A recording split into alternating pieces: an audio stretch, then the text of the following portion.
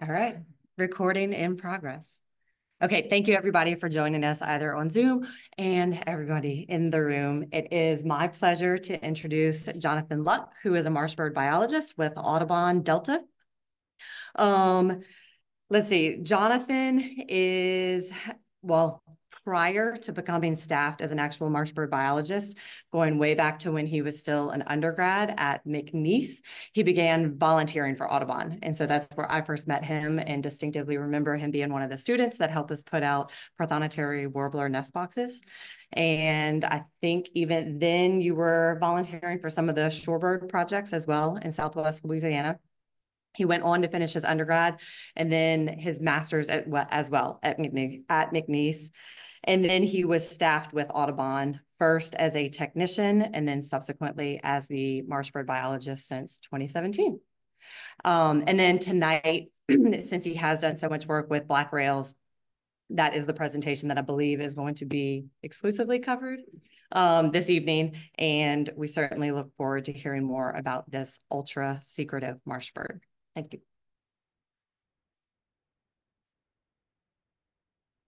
Hi, everyone. My name is Jonathon Lueck. Like Katie just said, I graduated at McNeese in 2020. Got a bachelor's and a master's there. Like she said, I've been volunteering and working part-time in seasonal positions for Audubon since 2017. And then in 2020, within the same week of defending my thesis at McNeese, I was offered this position as the Marshbird biologist, working with black rails in Southwest Louisiana.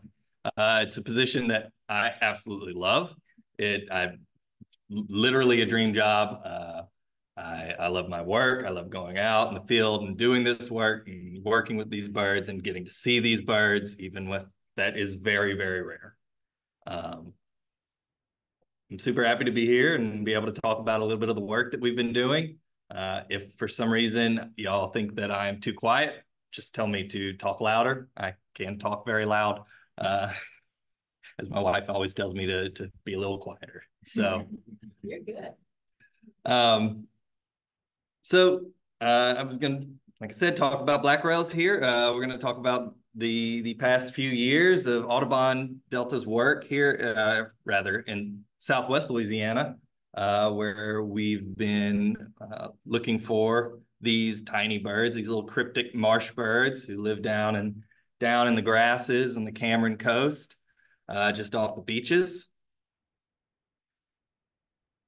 Let's see. There we go. I got it. So I work for Audubon Delta. Audubon Delta is a group of regions. It was previously Audubon Louisiana, Audubon Arkansas, and Audubon Mississippi, but now Audubon Delta is this combined region of Arkansas, Mississippi, and Louisiana. We have a few different Audubon centers and headquarters in those areas. Our conservation priorities mostly revolve around coastal restoration, advocacy, science, and policy. We do renewable energy initiatives, native plants for birds, a lot of that in Little Rock, and the whole Mississippi River conservation. About black rails. So have any of you in here seen black rails before? Anybody seen a black rail? A few people? The black rail drag. Okay. We're definitely going to talk about those. It's not uncommon to do those and not see a black rail. So, but yeah, we're going to talk about those. Black rails are very small. They're the smallest rail in the U.S. As it says here, 10 to 15 centimeters. I'm talking about a bird about this big. Very dark, obviously. It's black colored and has these distinct vocalizations. Its most known vocalization is the kiki-dur or kiki-doo call. But it also does a few other vocalizations. One is a growl, literally sounds like it's growling at you. And then it's a chirp, which is this kind of short chirp.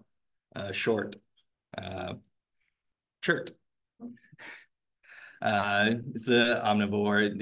It lives down in those grasses, probably eating things like seeds and little invertebrates and stuff that you may find. So I'm sure lots of mosquito larvae or other small little insects and invertebrates that you find down there in the mud under those grasses. And Louisiana has both migratory and resident populations of black rails. George Lowry here says, I hesitate to proclaim that any kind of rail is rare in Louisiana. There are, however, only 4 dated records for the black rail in the state. These are on dates from November 9th to April 1st, and this was in 1955. Prior to 2017, there were only, I believe, 13 records of confirmed records, rather, accepted records of black rails in the state.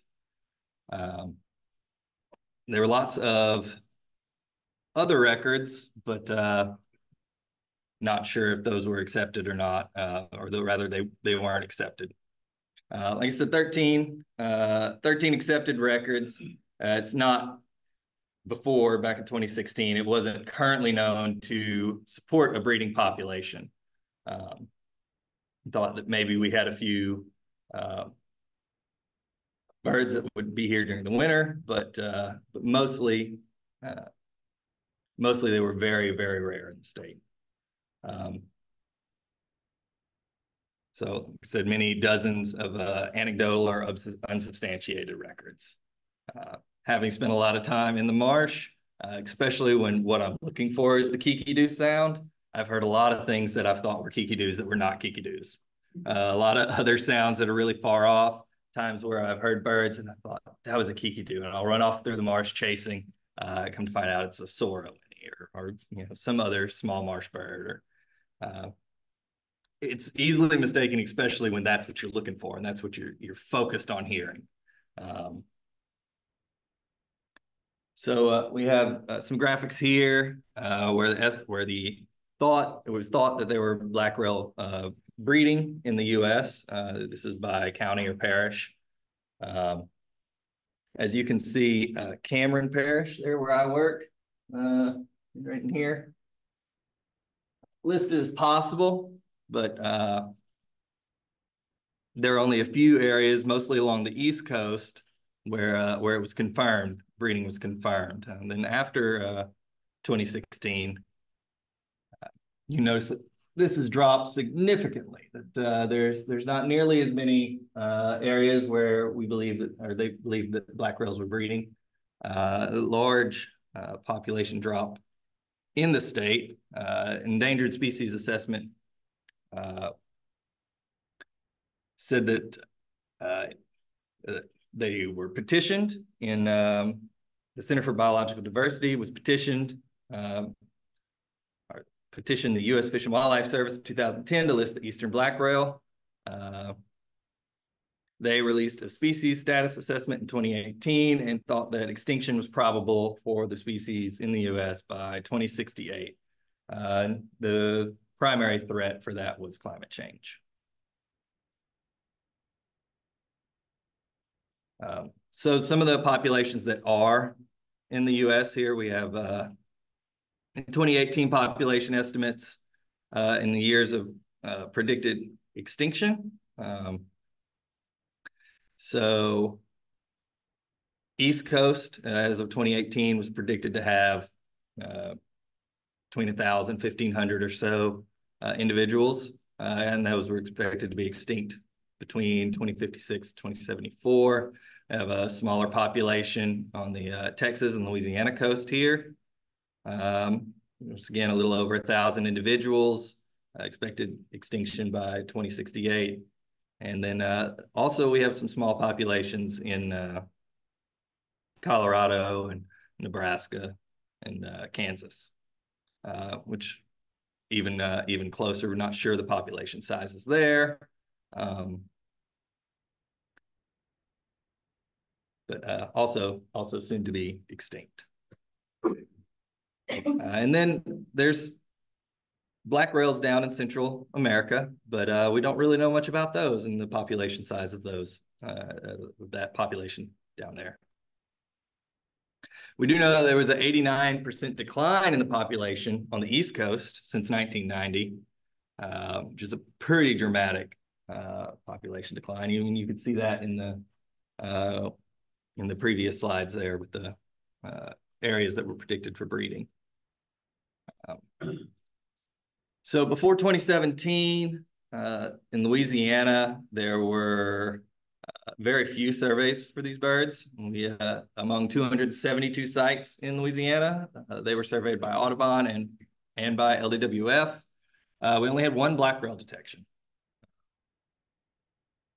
So wasn't looking great for any proof of there being a resident population of black rails here in the state.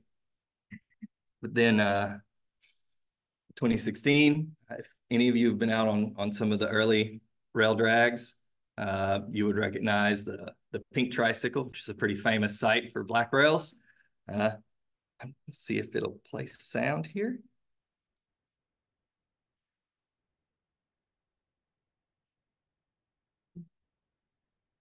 Yeah, and so that is the famous Kikidu.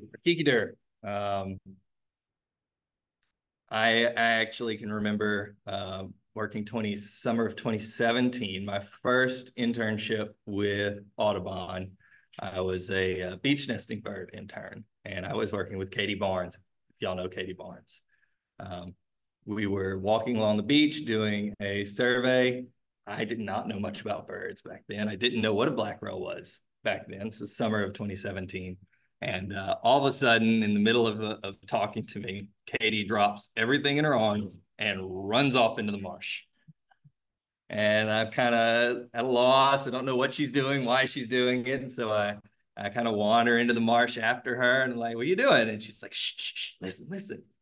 And off in the distance, that's what we could hear. A little bit later that summer, we heard another one, which was really exciting.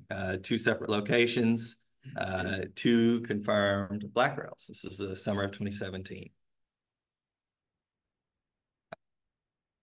So our first surveys, U.S. Fish and Wildlife provided funding in 2016 to LDWF to conduct surveys focused on finding black rails. LDWF pawned that responsibility off on Audubon. And in May of 2017, we began surveys. The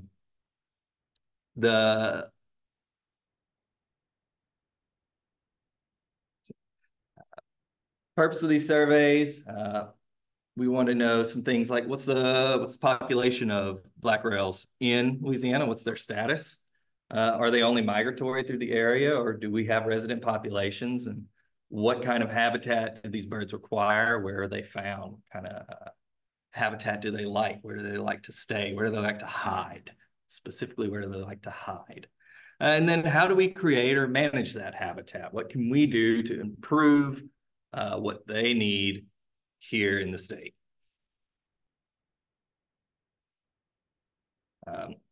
So these surveys, they had 2 parts. One part I'm going to talk about now, and one part I'll talk about a little bit later. Our first method was point counts. In these point count surveys, we had 33 sites in Louisiana. They were surveyed, or rather, there were 3 to 5 individual points within each site. Those sites were broken up. We had 25 sites on private land and 8 on public land. And these sites were surveyed 3 times each in the winter, so November through March, and then 3 times in the breeding season, April through July. And these surveys primarily, they took place at dawn and dusk. So these surveys, they would consist of a 10-minute call playback, which essentially meant that we'd have somebody stand out in the marsh with a speaker. You'd hold the speaker up above your head, and it would play kikidus or growls or whatever the call sequence happened to be. It wasn't 10 minutes straight of that. It would be 2 minutes of silence. For these surveys through May 2017 through March 2019, they had both black rail and clapper rail calls. But we'd go out, like I said, hold the speaker up above your head, listen, see if you get a response, see if you can make some of these rails angry enough to come and growl at you, or maybe just sing back to you, kiki-doo back to you. Tell you in the summer, my experience is that if they hear a growl, they'll come very, very aggressively. They don't like to have their territory challenged. And then we also did vegetation surveys during the summer. We ran analyses on those point counts. As a reminder, at this point, I was still doing a undergrad at McNeese. I was still only volunteering and working seasonal positions, but I did get to work in part on some of this stuff, mostly field work, all field work, but I was somewhat involved in some of this, and looking back now, this is really exciting to be able to work with again. So we ran occupancy analysis, looking to see what vegetation types these black rails are most associated with.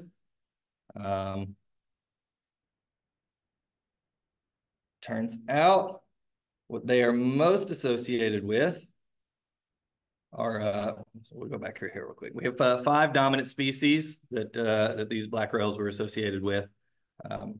Those species were made up of Spartina spartanae, which is a bunch grass, and Spartina patens, which is more like a not bunch grass. Marsh, was it marsh hay? I believe so. And then a few other species. I believe one was Bourrichia frutescens and one was Disticus spicata. We ended up running over 1,200 point count surveys between 2017 and 2019. And of those, 21 of 152 point counts were occupied. So those are the individual points within each site. And then 11 of the 33 sites were occupied. And those are so positive detections of black rails. We had a better detection rate for black rails in the spring and summer than we did in winter.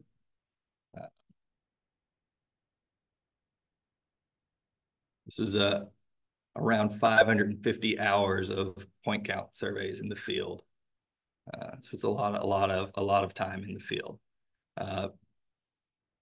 The vegetation type that black rails were most positively correlated with was Spartina spartanae, which is that bunch grass. Talk a little bit about why that is. Curiously enough, or obviously enough, it's also true in Texas.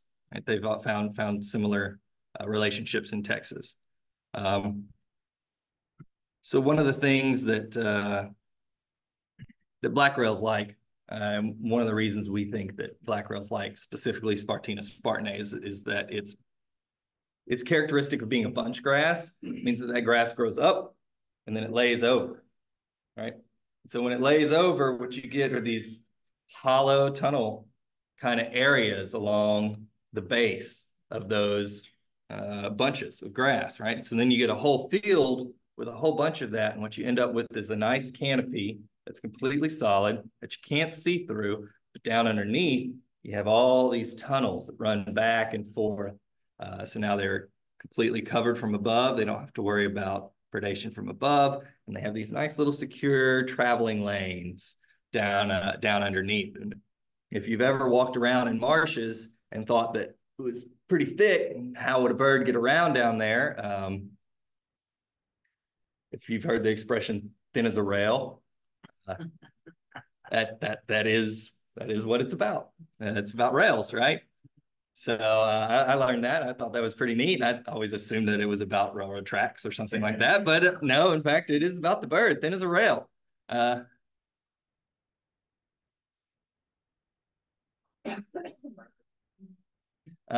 So some of our questions were answered from these surveys, right? We know that the population status in Louisiana is that they are local. We have resident and breeding populations, but they're rare.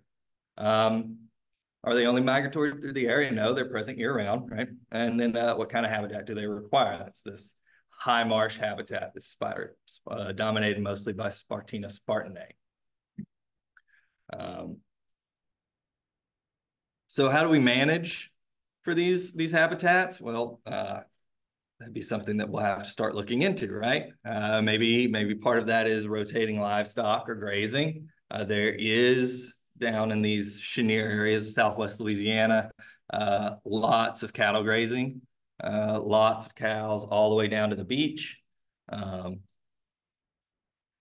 Then we could have marsh restoration, right? There's always marsh restoration projects going on in Southwest Louisiana as well. As everybody knows, Louisiana coast is just eroding away. So we're out here doing everything we can to help build that marsh back. Maybe some of these marshes that we built back could be targeted towards black rails in this high marsh type habitat that they're in. So then I was hired. Right, so 2020, around 2020, we were starting the next step of the project. We got on a 5-year grant, NOAA grant, this Gulf-wide collaborative approach. That's what we were shooting for, and we had a few focal species. We were gonna do black rails, yellow rails, and mottled ducks, looking at specifically how they're affected by fire. So this is not NOAA Firebird project now that we're working under. Fire effects in the Gulf of Mexico marshes on mottled ducks, black rails, and yellow rails. Like I said, this was a Gulf-wide collaborative. This involved Texas, Louisiana, Mississippi, Alabama, and Florida. Lots of different groups helped work on this. In Florida, we had Tall Timbers Research Station running most of these surveys. We had Mississippi State University in Mississippi and Alabama. Audubon, myself, and Eric here in Southwest Louisiana, and U.S. Fish and Wildlife running similar surveys on the Texas coast.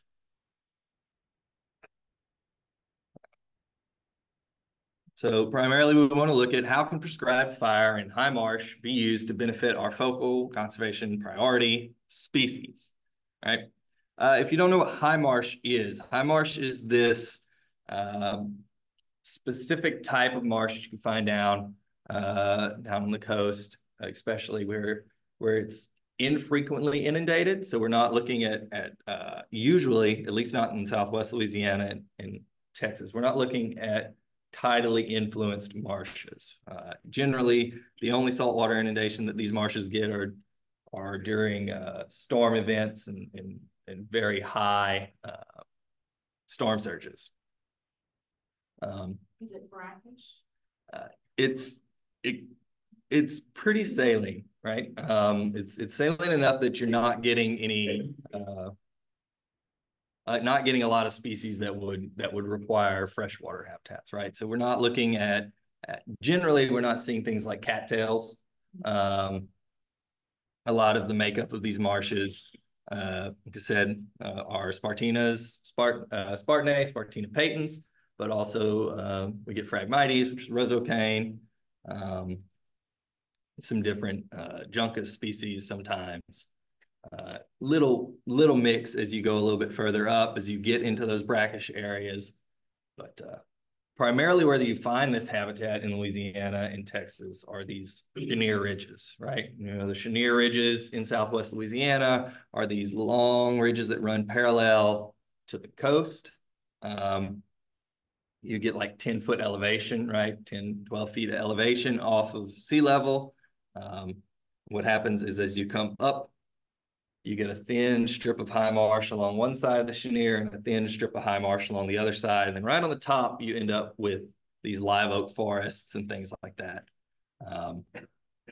Seeing as that's the only land that's dry in Cameron, where you have lots and lots of marsh, most of those chenier ridges, most of those high marsh areas are used, whether that's for housing or cattle grazing, but the land is made use of there because it's the only dry land that you get in those areas. So back to this NOAA project, this Firebird project. There was a lot that went into it, right? So we're looking at how can prescribed fire in high marsh be used to benefit our focal species. That depends on a lot of things. It depends on where the high marsh is. That fire is going to be influenced by circulation patterns, what offers good burn conditions and how often. When we're trying to figure out how these birds are affected or how to use the fire for these birds, we need to know about the fire and bird relationship. That, of course, is affected by frequency, time, and intensities of fire, burning regimes, things like that. We won't know those things unless we're out in the field looking at the birds and watching these fires and keeping track of when and where they burn. It's important to know for this what proportion of those rails are migratory, right? Knowing if you're going to have 20 rails in an area or 3 rails in an area, depending on the season, and how that fire will affect those rails. And so a lot of this is highly dependent on us being out in the field and gathering this data. But it's nice that it's a Gulf-wide project and that it has so many people, because this is a lot of information to look into, and it's way beyond the scope of what I can personally do, right? And it's just far, far beyond me. But I'm so glad that we have so many people that work on this project and all have their portions that they're really focused down on. All kinds of really cool things that have come out of this project in the last few years. So our adaptive resource management hypothesis involved return intervals. So the optimal fire return interval varies by the amount of precipitation within the region. And matching that optimal fire return interval to the region has positive effects on focal species. And then the mosaic and patchiness of the burns, where patchy burns increase habitat heterogeneity, with positive effects on survival and persistence of focal species. So like I said, I started this project, started with Audubon Delta and as the biologist for this project in 2020. If any of y'all remember 2020, there's a lot going on that year. Now, aside from, well, let's say some things affected birds more than others, right? So in Southwest Louisiana, we had some pretty severe storms you may have heard of. Now, I know we had some storms over here on this side too, but we got hit by 2 pretty close together in the fall of 2020. It was Hurricane Laura on August 27th and Hurricane Delta on October 9th. Both these storms hit within a few miles of each other. They made landfall. Laura was a Cat 4 and Hurricane Delta was a Category 2 storm. These hurricanes made landfall dead center of our survey area, our focal area. They drowned a lot of the marsh. I'm talking like 9-10-foot storm surges, like many feet underwater, all the vegetation and everything else that's out there in those marshes, everything was drowned. You got to imagine that if you're a small, tiny bird who primarily loves to hide under the grass, that you might not be the best at escaping a massive storm surge that puts 10 feet of water on the landscape. Not to mention the logistical constraints that storms like these put on getting out in the marsh and surveying, right?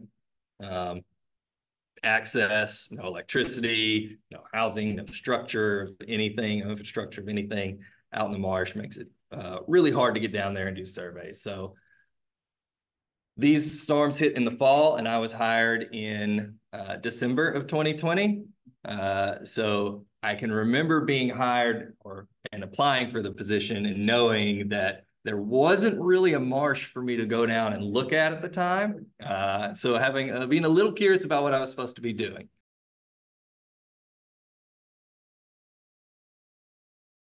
Points surveys, that was the 2017 through 2019, right? So gray dots here showing some of the areas where we surveyed with no detections. And then the blue dots showing where we had positive detections of black rails.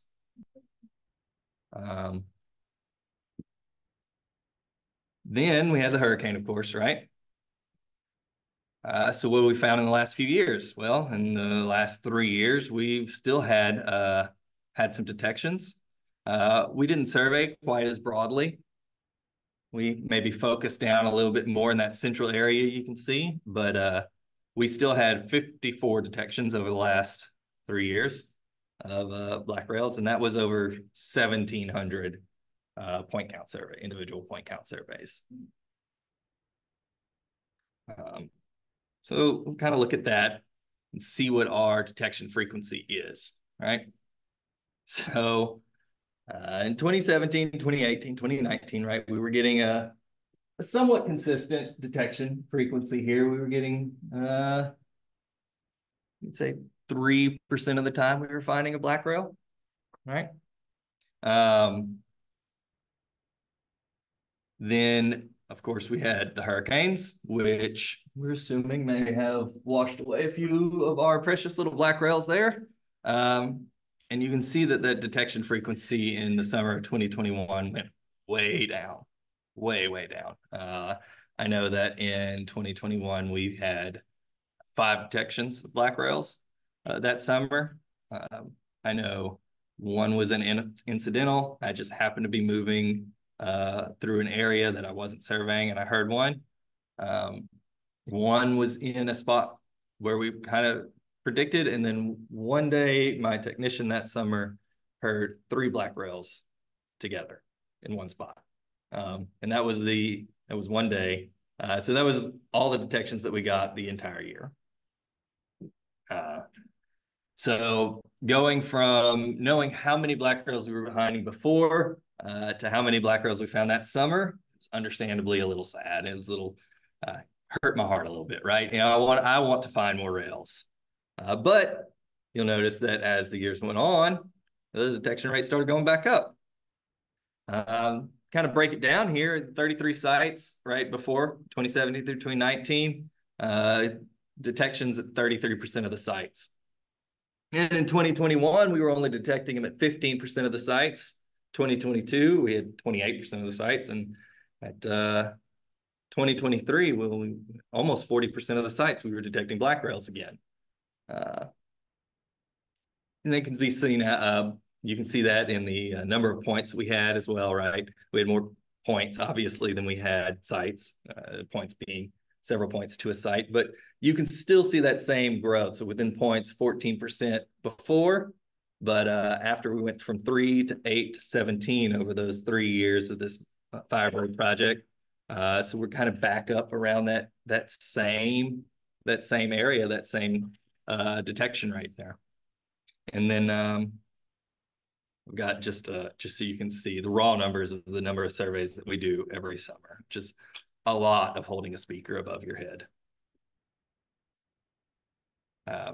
So I did say I was going to talk about the other part of this. One of the other method that we did, this dragline surveys. This is my bread and butter. This is where my heart is. This is what I love to do. This is where I got started, right? In 2017, I had a friend at McNeese who said, "Hey, I heard about this project where they want us to come out and volunteer and walk around in the marsh and catch birds." I said, "Sounds awesome. Let's do it." We go out. They hand me some lights. They hand me a spotlight. They hand me a net. They said, "If you see a bird, catch it." Sounds great. I'm going to do that. That sounds awesome. I want to do that. So these winter surveys that we did in 2017 through 2019, right? We had 2 seasons there. They had 4-hectare plots, 16 different plots. 15 of those were on private land, 1 on public land, and they would do 3 surveys from November through March.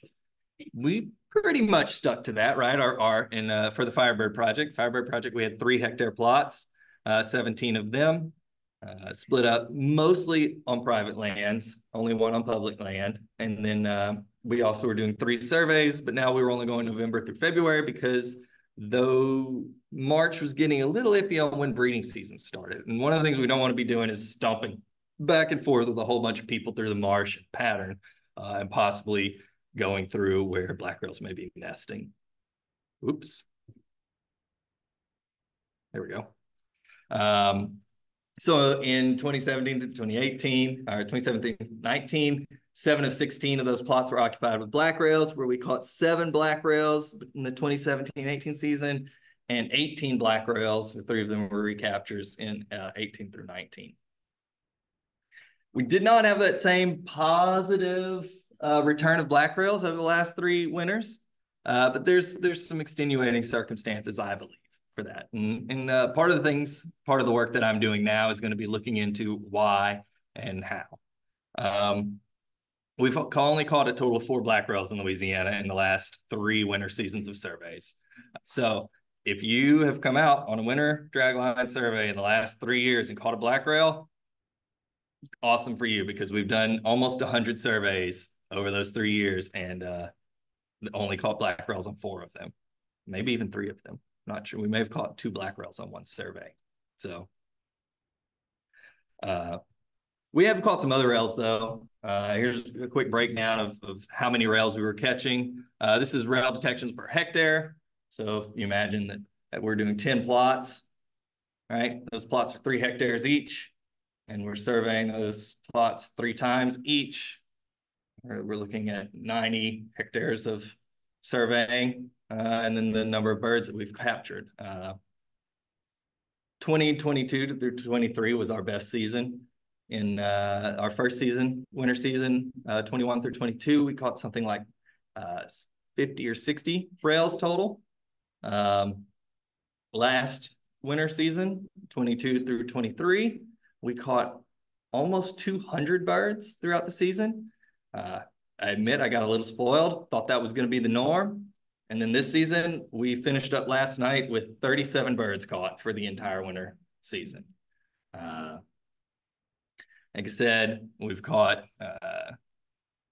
just a handful of black rails, a whole lot of yellow rails, though. We've been finding yellow rails out there. And any night that we're out catching rails is a lot of fun. So the secret lives of black rails and the scientists. This is a picture of a nighttime dragline survey. Not a whole lot. It's understandable. It's dark, but this is probably one of the best pictures I've seen of us actually working. It's hard to capture what's going on out there, but this did a pretty good job getting out there, stomping around in that grass and chasing down these birds. So we have, unfortunately, some threats, right? We're a little worried about the future of these black rails and what's going on. One of those threats is a LNG plant that's planning on being put in. And this proposed LNG terminal on the ship channel is going to be on the west side of the ship channel out of Calcasieu Lake and Big Lake. This happens to be on some of our prime black rail habitat. We know that this would completely destroy 10.6 hectares of black rail habitat. And then within a certain radius of that would be the noise would also probably have a significant impact on the black rail habitat, another 23 hectares of habitat. So this Commonwealth LNG project, what does it mean for birds? Well, it means that we could lose anywhere from 1% to 3% of the global black rail population, or at least it would be impacted. Like we said, this is as far as we know, the most important black rail habitat that we have in Southwest Louisiana. This is where we have caught the vast majority of our birds and heard the vast majority of our birds.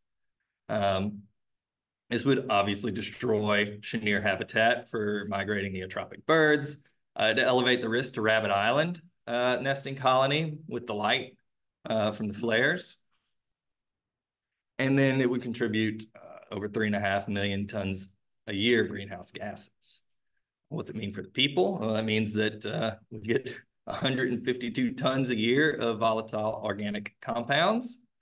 We are creating poor air quality hotspots in Cameron Parish in conjunction with other built or proposed to be built LNG plants, and there are quite a few of them. I'll show you those in a second. And the Louisiana Department of Environmental Quality is not considering the cumulative impacts of multiple LNG plants in the region. So these are some of the proposed LNG plants to be going in Southwest Louisiana. What's that mean for the U.S.? Well, our supply of natural gas to foreign markets. We have a supply goes out. We have LNG exporting is driving up energy cost, U.S. consumers. The jobs from this LNG plant in Cameron mostly benefit workers in Texas who drive in. Cameron Parish offers major tax cost breaks to LNGs, and well, a few people are going to get very rich. So if you're one of those people, it's probably pretty great. And then, so where do we stand right now? Well, we know that the U.S. Fish and Wildlife Biological Opinion was completed in September of 2021. Our environmental impact statement was completed in September of 2022. Their air permit was approved. And then also we have a coastal use wetland permit public review, which was completed in March of 2023. As far as I know, it's still pending decision. But I don't want to end on a sad note, right? So what's the good news? What's the good news, right? Well, the good news is that we don't do this work alone, right? The good news is that the black rails are continuing to do their thing out there despite what we do, right? They're going to keep doing what they can. So we have this PhD student. Her name is Lauren Monopoly. She goes to Illinois State University, and she's been coming down and helping us last year do some nest predation monitoring. She's looking at marsh birds in Southwest Louisiana and kind of the predators on those nests. And part of that project is putting camera traps out, right, to watch these nests and see what happens. And last year, this past summer, she caught something really cool on camera. So I'll let y'all watch this video real quick and see if you see it. Pay close attention to the bottom right of the screen.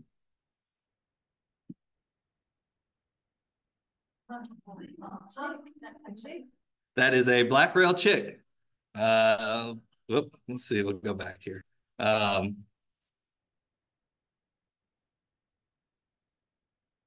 we go.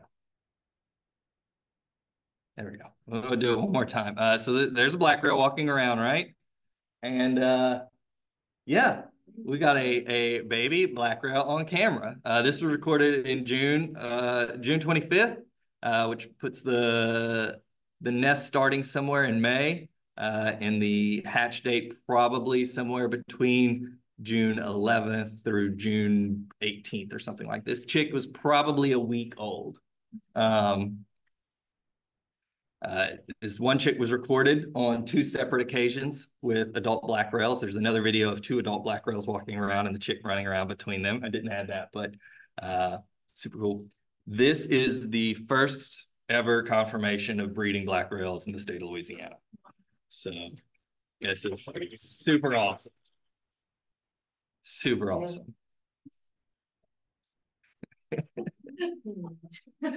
So anyway, like I said, it's not all bad news. We know they're breeding out there now. There's little chicks running around. I'm super excited for the summer season. We're going to get out there, see if we can't get some more cool videos of these little chicks running around. We're going to keep working to understand more about these birds, their effect with fire, their effect with grazing. Getting a lot of this work done and stomping around out there in the marsh. Like I said, if anyone likes to help, I know some of you maybe have done a dragline survey. Show of hands here is how many people have done dragline surveys. It can be quite the physical ordeal. Short-legged, it's real ordeal. Yes. But I do these surveys every winter from November through February. Like I said, this is the most fun that I think you can have out there in Cameron on a Friday or Saturday night. It's my idea of a great time. Even as a college student, this is how I spent my Friday and Saturday nights. This is a good time. I love this. So does chick help your cause? Do you think having the video of just showing that it's breeding here, does that help the cause at all? It may. I could see that, you know, having confirmation that they are breeding here, right? Like we're already pretty sure that they're breeding here, right? We've found them here throughout the summers for several years now. We know that they're spending the summers here, and that is breeding season. So it's reasonable to guess that they were breeding here. You know, we know that we have breeding populations here. It's just that we've never seen a chick or maybe caught a bird with a brood patch or found a nest, right? Now maybe the goal is this year that we find a nest or maybe just the remnants of a nest. But like I said, if anybody in the future would like to come out and help with these surveys, we actually just wrapped up our survey season last night, but we will of course be doing this again next year. I would love to have anyone and everyone out. Like I said, be warned that the grass is tall and the walking is hard. Be willing to spend 2 to 3 hours stomping through the marshes of Cameron and battling heat and cold and mosquitoes. But you catch a bird, it's pretty worth it. So other birds pop up too. Oh yeah. Okay, see a lot of cool birds. We got a Henslow sparrow a couple weeks ago down in Cameron. That was pretty nice. We get LeConte sparrows pretty often. Lots of sedge wrens, seaside sparrows, and swamp sparrows. And we flushed half a dozen harriers last night. Watching those jump up in front of you, or maybe you get a barn owl or even a short-eared owl. We had a short-eared owl last Saturday. So a lot some of those predators to the rail. What's probably so. I would imagine. I'm sure there's plenty of things that would love to eat a small, juicy little bird about this big. Yeah, that's one of those reasons they probably want to stay hidden down there under that grass. Question. Yes, sir. So what would be your speculation when the hurricanes come and they cover the whole landscape down there 3 feet deep of water for quite a while? And so they can't be down in the grass. The grass is mostly submerged. Do they go inland? Is that would be your speculation? So they finally find land? My speculation is that they don't make it out. That if with that extreme of a weather event, that it would probably be pretty unlikely that those birds survived. Well, so what replenished the population? So part of that was probably going to be birds moving in from the Texas populations, right? So these Chenier ridges and that Spartanae landscape, high marsh landscape. What's in Louisiana is pretty much just a continuation of what's in Texas. So if those birds here were pushed out, you imagine that some birds eventually would move back in from the west to the east back in Louisiana. That's at least one speculation of why and what happened to those birds and where the new birds may have come from. Do they fly very far? I mean, I kind of just see this. They are migratory, right? So they are moving long distances. Some of these birds may be going all the way down into Central and South America and then coming back. It's hard to imagine knowing how far these birds fly when we flush them. They tend to want to stay hidden in the grass, right? And so they'll jump up, they'll fly 20 feet and they'll land. And I gotta imagine that makes for a very long migration doing that. But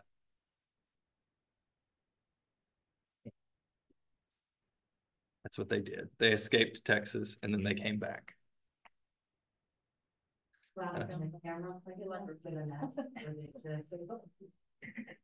Crazy luck, or it was an entire summer's worth of narrowing down camera placement with between collaboration of detecting rails and working towards putting those cameras in a place where we think they may walk by. So yeah, that was 4 months of placing cameras and replacing cameras and replacing burned cameras when the marsh would burn and the cameras were still out there. That's a whole bunch. Lauren has all kinds of stories about her hardships out in the marsh, but yeah, that was an entire summer. But yeah, it was very meticulously worked on. That's awesome. Congratulations. Okay. Thank you. I imagine a big bit of luck too comes to it, but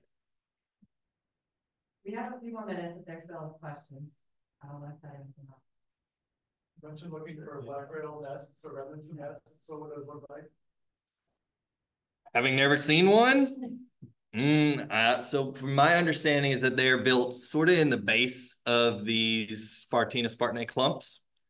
So one of the ideas that I had and I worked on but wasn't able to find any was the fires that we've had recently, especially last year. We had one plot with black rails that we knew were in the plot that burned in May. And so what I did afterwards was I went down one day and there were 15 acres burned. And I basically went bunch by bunch by bunch through the entire 15 acres and just looked to see if it looked like maybe there was a remnant of a nest in that. Without it being burned, it's got to be near impossible to find those nests. And then yeah, you'd want to be, I'm assuming, very careful so that you're not disturbing a nest. I don't want to disturb a nest with eggs in it or something like that. So the searching would probably be done, post-breeding season. But I did mention, but one of the reasons I think that we haven't caught any black rails recently was, of course, first the hurricane, right? We probably didn't have that many in there. And then our second year of survey, the second winter season of surveys, our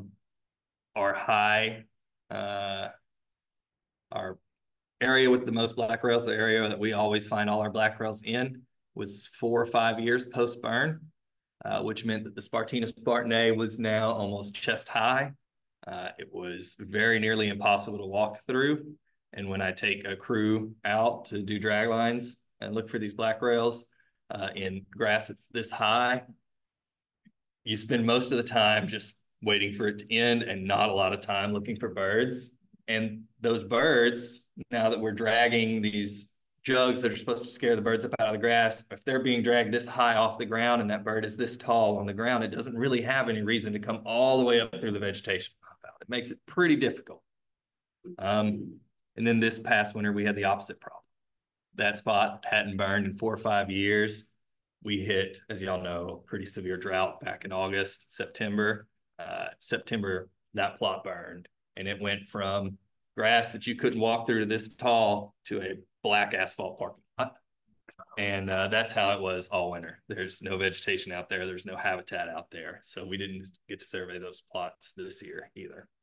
But now I'm super excited for next year, because next year we're going to have a full growing season of awesome habitat, and it's going to be easy to walk through, and hopefully there'll be a bunch of birds in there and we'll be able to flush them up and catch them. So there's some more encouragement. Come out. We're going to catch black rails.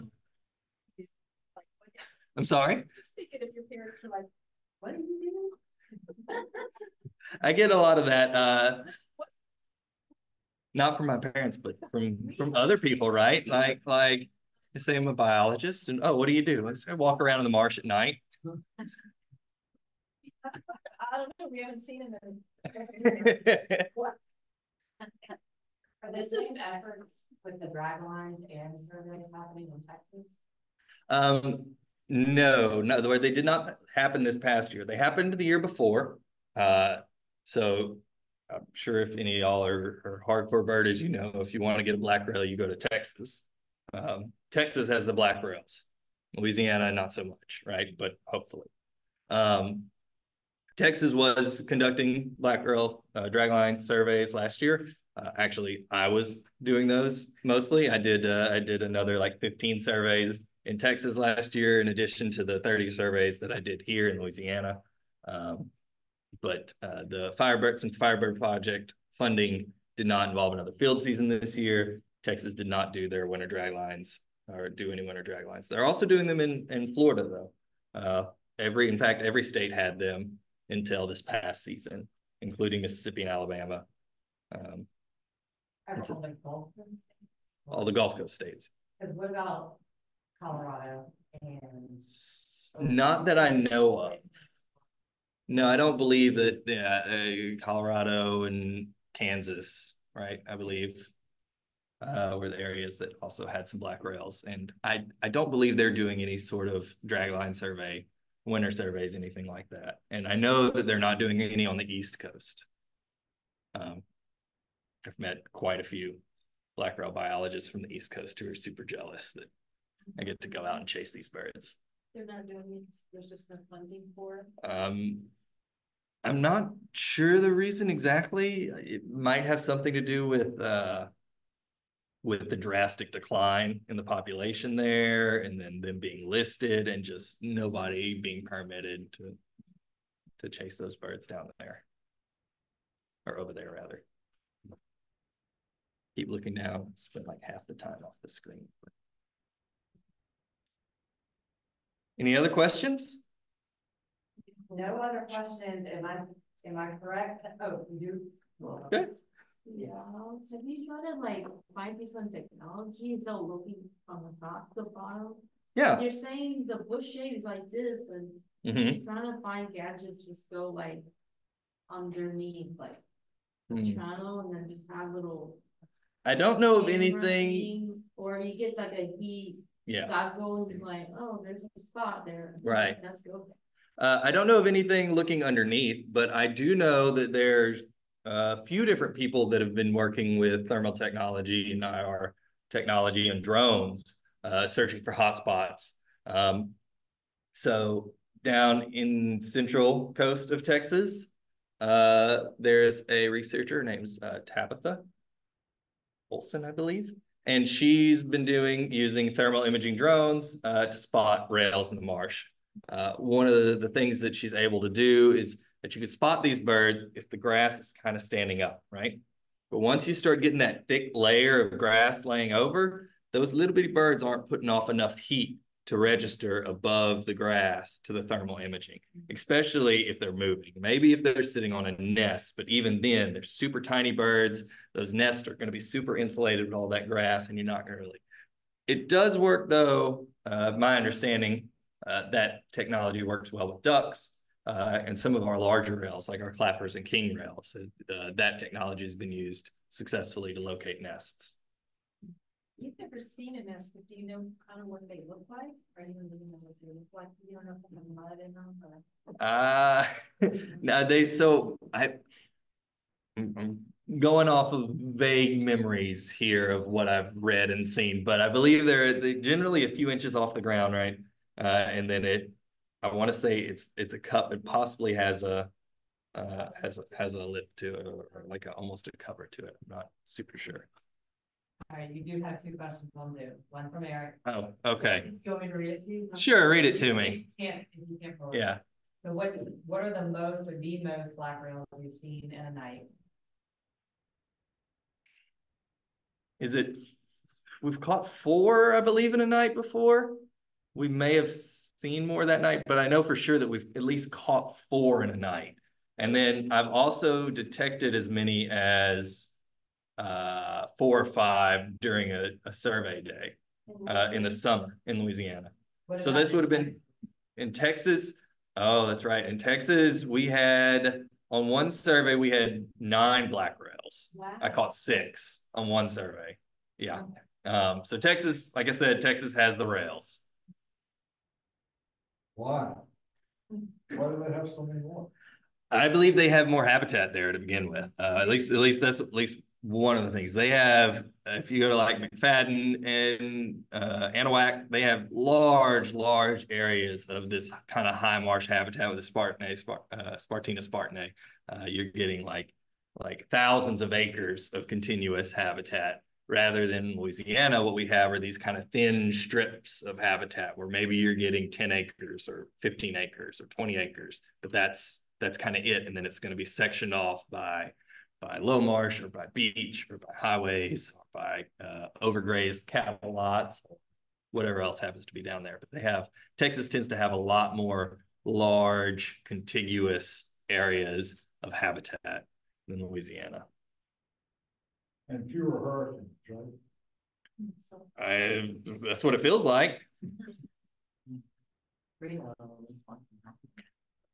Was our other Zoom question? Yeah, and Eric is adding a lot of protected wildlife in Texas. Right. Can you briefly also describe what you do with the birds once you catch them? That's a question from. Sure. So when we're out at night, we'll catch a bird. Generally, what happens is that a bird flushes, it flies a little ways, a bunch of people yell birds. Hopefully I have my GoPro on and a college student goes to chase it and trips and face plants and I get a cool video of him falling. And we'll catch the bird. We'll bring the bird back behind the drag line and sit down and start working it up. And things I'm doing is I'm getting measurements like weight, getting wing chords, the length of the wing, the length of the tarsus, aging and sexing the bird if I can, trying to figure out if this is a young bird or an older bird. And of course, banding these birds. So hopefully that we'll be able to catch them again. As far as catching birds, we've had back in the first set of surveys through 2017 through 2019, we had I want to say 3 different birds that we caught between years, where they came back the second year, we caught them again. In the 3 years that I've been running these surveys in the 2020s, we've yet to catch a bird between years. We're really hopeful this year with banding something like 150 yellow rails last year that I was going to catch some banded yellow rails this year. But unfortunately, I did not. It is not uncommon, though, to recapture birds that we've banded within the season. So I've often caught birds 3 surveys throughout the season. I've caught that same bird almost in the same spot 3 times in a row, which I'm sure makes that bird just fed up with me. But all right, we do have a couple more. Okay. And then we'll cut it off since we're running a little long. Do you know what the proposed LNG site that they require environmental impact assessments? I'm not super caught up on all of that. I know they all do require them and to mitigate and mitigation, right? But I'm not super well versed on a lot of the LNG stuff going on down in Cameron. We'll end with this one, but do you know much about the habitat in the Plains states? One of the cool things that I learned this past fall at Waterbirds, when talking to some of the biologists working with black rails in those Plains states in Colorado and Kansas, is that they have brackish marshes there. I didn't know that they have brackish marshes there, but it has something to do with the sediment makeup and then the evapotranspiration of the water that's on the ground, which leaves this kind of brackish water down on the ground, and you get these brackish marshes where these birds like to hang out there. So I thought that was a really cool thing to learn when I was at Waterbirds this past year. Never occurred to me that there would be brackish marshes in Colorado, much like oceanfront property in Arizona or something. Yeah. All right, Jonathon, thank you so much. Absolutely. I'm going to take question and you're about to take lead. I am. Jonathon, I don't think you mentioned you have an infant at home. I do. I have a 2-month-old at home, and tomorrow is my last day of work, and then I'm going on 6 weeks of paternity leave. Yes. Thank you. Absolutely.